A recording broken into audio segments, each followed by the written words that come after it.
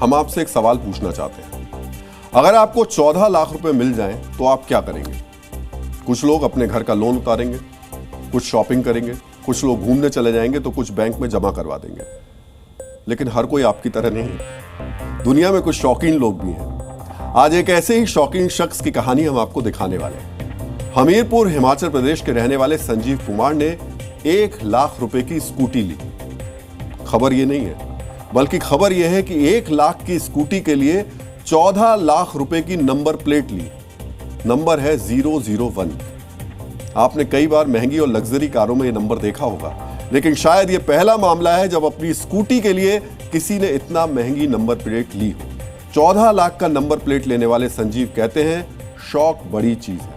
इस खबर को देखते हुए आप में से कई लोगों ने उन सारी गाड़ियों के नाम सोच लिए होंगे जिनकी कीमत 14 लाख के आसपास है। आप सोच रहे होंगे कि 14 लाख के नंबर प्लेट की जगह संजीव कार ही ले लेते। खैर, संजीव शौकीन है और शौक बड़ी चीज है। चंद अंग्रेजी बोलने वाले लोग खुद को वीवीआईपी समझते हैं, लेकिन वीवीआईपी की एक कैटेगरी नेताओं की भी है।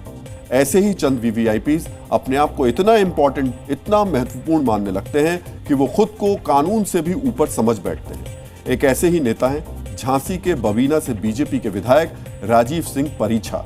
बीजेपी विधायक दिल्ली भोपाल वंदे भारत ट्रेन से सफर कर रहे थे। बताया जा रहा है कि सफर के दौरान उन्होंने एक यात्री से उनकी विंडो सीट मांग ली। जब उस यात्री ने सीट देने से मना किया तो नेताजी के समर्थकों ने इस यात्री की नाक तोड़ दी। राजीव सिंह परीछा वंदे भारत एक्सप्रेस के E2 कोच में थे।